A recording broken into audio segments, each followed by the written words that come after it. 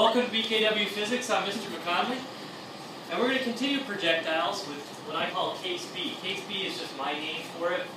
It's when you're firing a projectile at an angle. So the first case, case A, we threw something or we fired it flat, horizontal. And we found that it had no vertical velocity because it was going flat when you first fired it. And then as it went forward, it picked up vertical velocity in a negative sense. It kept going faster and faster. But the key was that the horizontal velocity was constant, remained the same. So now, we got a situation where you're firing at an angle. It's really not that much harder as long as you keep the velocity horizontal separate from the velocity vertical. You can't mix the two. So part of that is drawing the picture correctly. And what I want you to connect this to, prior learning, is the fact that this is just like components that we just did with vectors. Think of it this way. I'm basically telling you that in the vertical direction, the y direction, you have a number that big, you have a vector that big. And I'm telling you in the horizontal direction, in the x direction, you have a number that big. So how would you draw that? Well, assuming, I know this is a cannon, but assuming the cannon ball gets fired right down here from the bottom.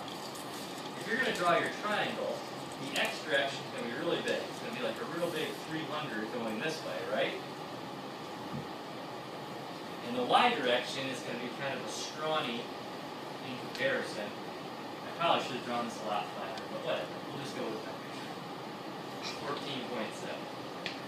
I should have drawn this thing a lot shorter, okay?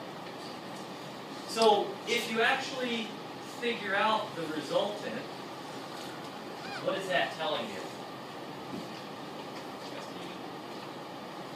Not this, I can figure out this angle, no doubt, with those two sides. But what is this side telling you? This would be like if you took out a radar gun, and as the cannonball got shot out of the cannon, if you hit it with a radar gun right here and you want to see how fast it's going, the number you get is going to actually be the airspeed of that cannonball. Okay, so if I tell you it's going this fast forward and this fast up, then when you find the result, it's going to tell you how fast it's going through the air. Alright? But we're not interested in that right now. What we want to know is A, how high did it go?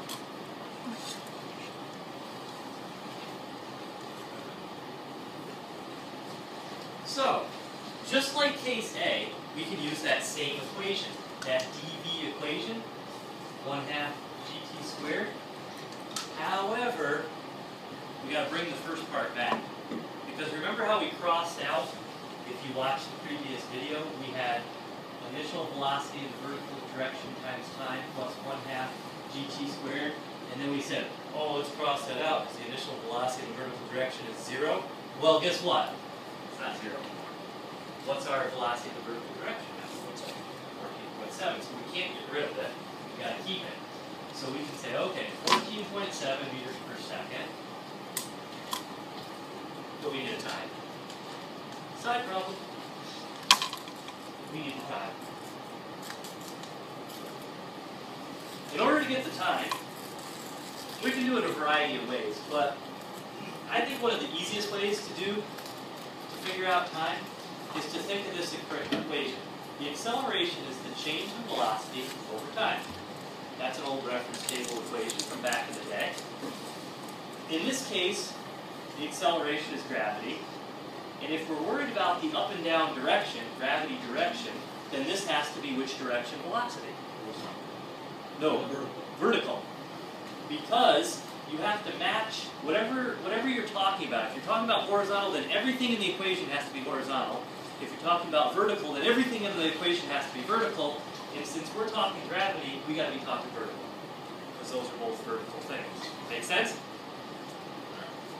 So using this, and let's rearrange it a little bit so it's time equals. So I'm going to multiply both sides by time, divide by the g. So time is going to be how much we change our vertical velocity divided by gravity. And at first you're like, well, how am I going to know that? I don't know how much I change my vertical velocity, but I think you do. When it first gets launched, right here, back at the beginning, what is our vertical velocity? Right here. No, when it leaves. Right when it's leaving the cannon? How much is it going vertically? How fast is it going vertically? 14.7. We already kind of established that a minute ago. Then, when we're at the highest point, which is what I'm trying to find, how fast is this cannonball going up and down? 0. At the highest point. 0. When it first leaves, going up, and then it gets to the top and it goes kind of flat for a minute, right? And when it goes flat for a minute, how fast is it going up and down? It's not.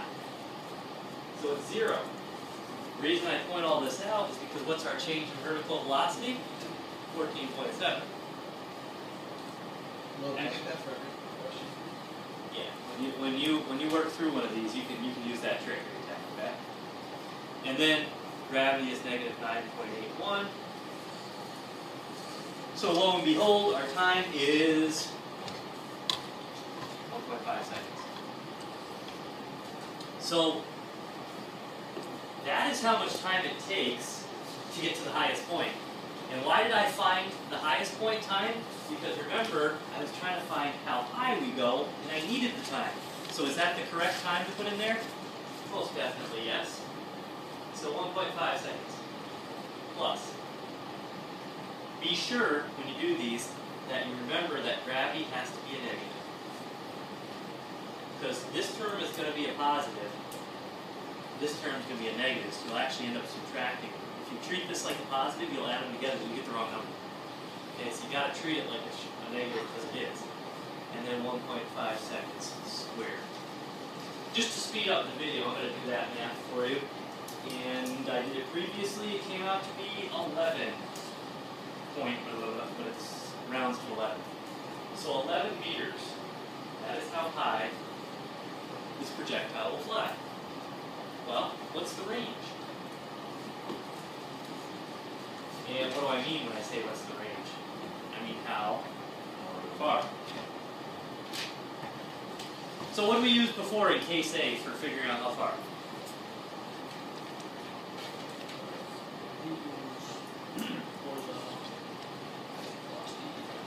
Right.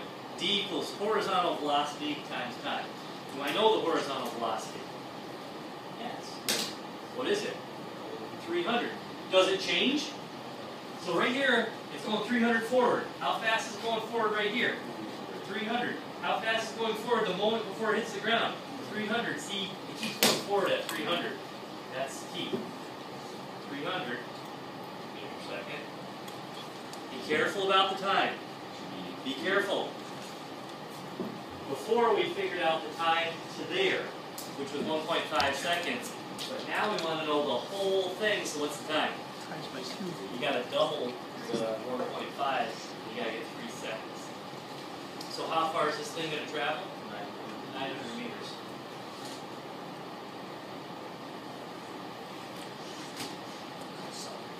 So, for today, we figured out how to do the basics of firing projectiles at angles. Physics.